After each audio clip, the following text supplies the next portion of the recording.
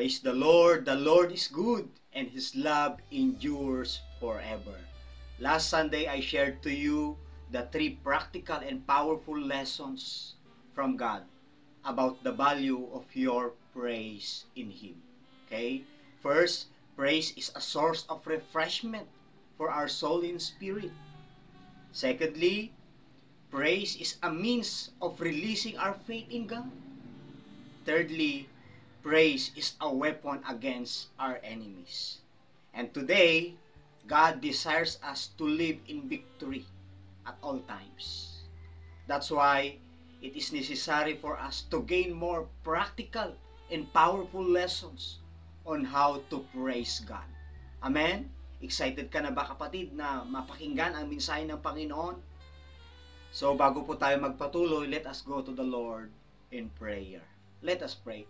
Heavenly Father, we praise you and we glorify you for this wonderful day and privilege once again to worship you and adore you, to know your words, Lord, your will and your ways through us, in the name of Jesus. Speak to us, Father. Open our hearts and minds as we receive your words today in the name of Jesus.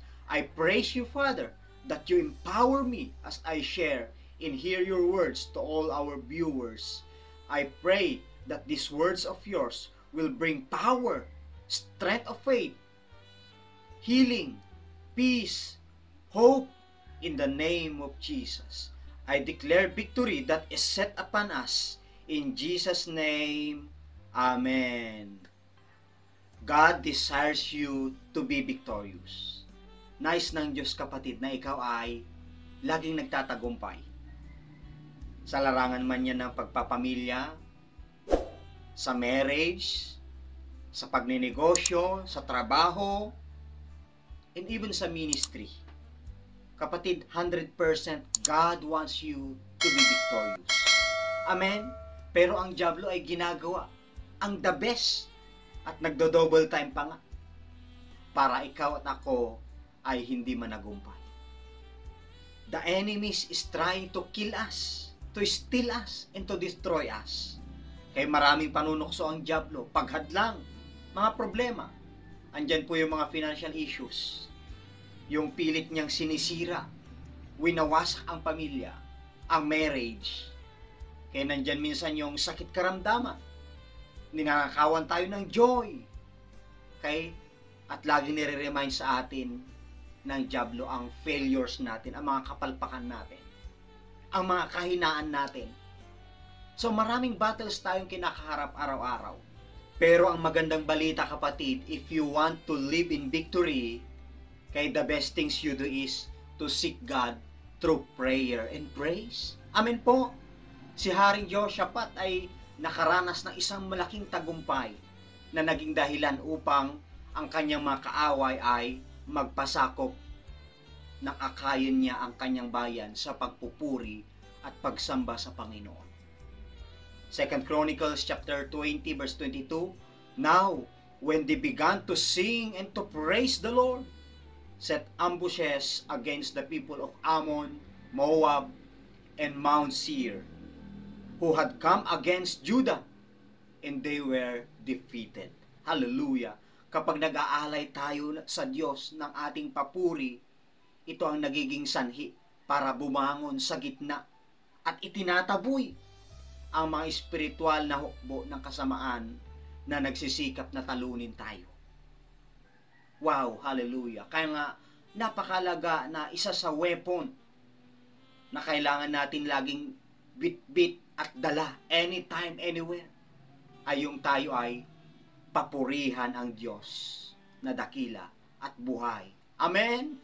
Sapagkat ang Diyos natin ay hindi patay. Siya ay Diyos na buhay. Hallelujah! Okay? Tignan mo kapatid ang iyong sarili. Bakit malakas ka ngayon? Ikaw ay humihinga. Yan ay blessing ng ating Panginoon. Kaya dapat lang na papurihan mo siya. Amen?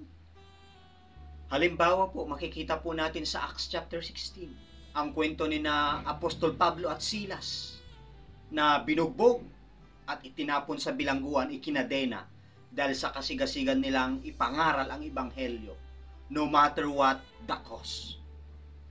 Grabe. Acts chapter 16 verse 22 to 26. While in prison, they were found praising God and singing hymns. At dahil dito, nagkaroon ng malakas na lindol na yumanig sa pundasyon ng bilangguan. At silang lahat ay nakalag. Hallelujah. Kapatid, nais mo bang ang mga tanikala na nakikita mo sa iyong sarili na nakagapos from time to time ay maalis sa pamamagitan ng kapangyarihan ng Diyos? At upang ikaw ay makapagpatuloy sa iyong buhay kay Kristo at makalakad sa tagumpay? Kung nais mong maranasan ang kapangyarihan ng Diyos at magtagumpay, purihin mo siya sa gitna ng iyong kahirapan at panoorin mo ang kanyang pagpapalaya sa iyo. Tandaan mo ito, matagal ka nang pinalaya ni Jesus. Lakaran mo na lang yan, kapatid. You are set free. You are free indeed. Hallelujah. Ang kwento din po ni Jonas ay isang napakalinaw na halimbawa, kapatid, na kung anong ibig sabihin ng pagbibigay sa Panginoon ng sacrifice of praise sa gitna ng mga nakapanghihinang kalagayan. Okay? Minsan dumadaan tayo sa ganyang sitwasyon. At yung iba gusto nang mag-quit, gusto nang mag-give up, surrender na sila. Sa aklat ng Jonah chapter 2 verse 7 to 10, ito yung panahon na si Jonah ay nasa loob na ng isda. Nang maramdaman kong malalagot na ang aking hininga, naalala ko si Yahweh. Ako'y nanalangin at mula sa banal niyang templo, ako'y inyong narinig. Verse 8, ang mga sumasamba sa mga Diyos-Diyosan ay hindi naging tapat sa inyo. Ngunit aawit ako ng pasasalamat at sa inyo'y maghahandog. Tutuparin ko ang aking mga pangako, o Yahweh, na aking tagapagligtas.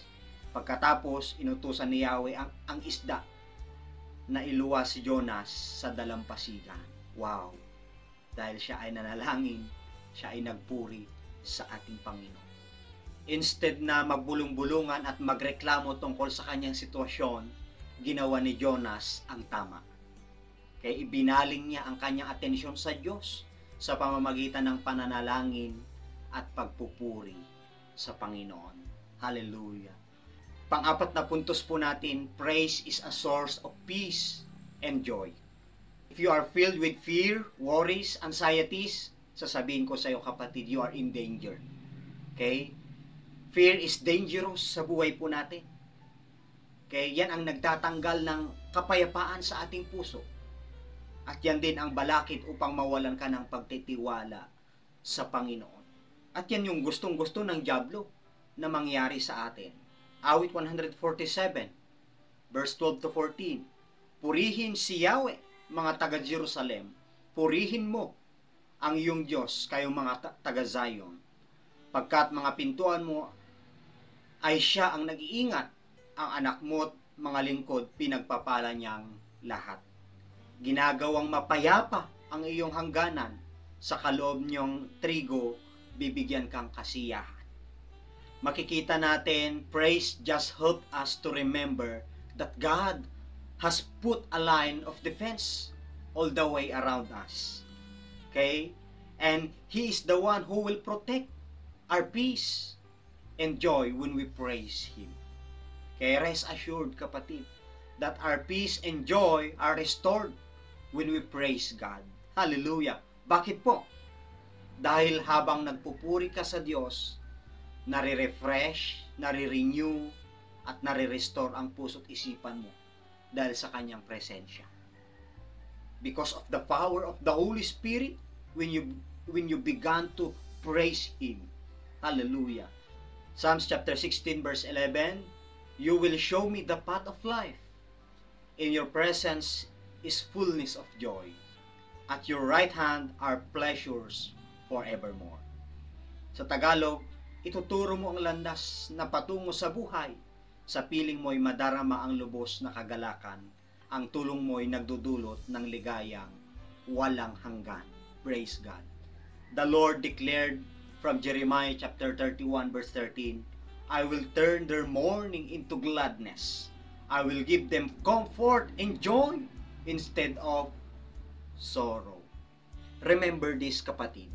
Our struggles, worries, and pressures will not have the final say. Hindi yan ang final, kapatid. God will turn your pain into a story of light and a hope. God will turn your testing into a testimony. The joy of the Lord is your strength, is our strength. Amen? And to keep pressing through, and His Spirit will bring refreshing to our souls. Genuine peace and joy comes only when you pray and praise God. Hallelujah. Our fifth point, praise energizes our trust in God. Ang pagpupuri sa Panginoon ay nagpapanibagong sigla, kapatid. When you praise God, na-activate, nabubuhay, at napapalakas ang iyong espiritu na mas lalong magtiwala sa Panginoong Diyos na buhay. Hallelujah. Verse 15, kapag siya'y nag-uutos, agad itong natutupad. Dumarating sa daigdig na hindi na nagluluwat. Singkapal ng damit tupa, mga yelong pumapatak para itong alikabok na sa lupay nalalaglag. Mga yelong buo-buo, sinlaki ng munting bato, lumalagpak na ang lamig di matiis kahit sino. Verse 18, ang yelo ay natutunaw sa isa lang niyang utos, umiihip ang hangin at ang tubig ay umaagos. Kay Jacob niya ibinigay ang lahat ng tagubilin, ang tuntunit mga aral ibinigay sa Israel. Ang ganitong karapatan ay wala ang ibang bansa, pagkat hindi nila batid ang utos na itinakda. Purihin si Yahweh. What the psalmist is saying, we're special people. God sends the springtime, summer, winter. He sends the season, and He just protects His people who are trusting in Him. Iniingatan ng Diyos ang mga nagtitiwala sa Kanya, kahit sa anumang panahon. Baka naman sasabihin mo, that was talking to Israel so long ago. We're not Israel, yes. Okay? Hindi po tayo mga Israelita. But the Bible tells us in Acts chapter 15 verse 14 how God first intervened to choose a people for His name from the Gentiles. Kaya tayo bilang bayan ng Diyos, mga anak ng Diyos, mga tinawag ng Diyos para sa Kanyang pangalan, God is always on our side. Kagaya ng Kanyang mga minamahal na anak nung una pa man. Kung paano niya iningatan, pinagtatagumpay, same with us, kapatid. Maybe the reasons why you're not trusting and depending God because you have many things in life. Okay, you are in power, in a top positions, okay, a lot of achievements, wealth, wisdom, and strength. Kapatid, huwag tayong manangan dito. Trust in the Lord with all your heart and lean not on your own understanding. Proverbs chapter 3, verse 5 and 6. Amen po ba? Kapatid, mga minamahal, ngayon gusto kitang paalalahanan na mayroon kang limitasyon. Mayroong boundary yung sariling kakayahan mo. Darating at darating ang panahon na lahat ng mayroon ka, magiging walang saysay yan, na kahit ang kayamanan mo ay wala nang magagawa kung ikaw ay nagkaroon ng matinding sakit, karamdaman na hindi na kayang gamutin. Learn to trust God, kapatid. If you're not praising the Lord, kapatid, mapapanghinaan ka, especially in your spiritual life. Ito'y isang paraan ng pagpapakita na ikaw ay hindi nakadepende at nagtitiwala sa Kanya. Put time on God, kapatid. You need God. We need God. Our capabilities have reached their limits. Our potentials. When we put our trust in God's ability, nababago ang ating pananaw na dumepende sa kakayahan ng Diyos na makapangyarihan sa lahat. So the act of praise activates our reliance on God. The act of praise energizes our trust in God. Amen? Bilang pagwawakas po natin sa pamamagitan ng pagpupuri sa Panginoon, ay nababago natin ang ating center of focus.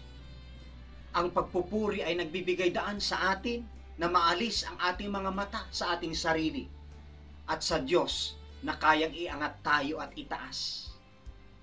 Psalms chapter 106 verse 47 and 48. Save us, Lord our God, and gather us from the nations, that we may give thanks to your holy name and glory in your praise. Praise be to the Lord, the God of Israel, from everlasting to everlasting. Get an opportunity to praise God all the time. Amen? Because when you praise Him, He began to change your situations and manifest His power to you. Let your praise transform your life from grace to grace and from glory to glory. Amen? Your praise is important matter for you to be victorious, overcomer, and successful. Amen? Praise the Lord. Let us pray. Our Heavenly Father, we thank you, we bless you, and we honor you.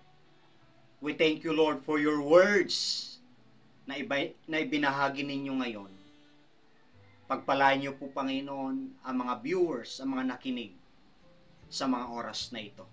Bless their lives, bless their family, their ministry, their job, their business, their marriage, their relationships, in the name of Jesus. Ano man ang kanilang mga personal na panalangin, Panginoon, you know them, Father.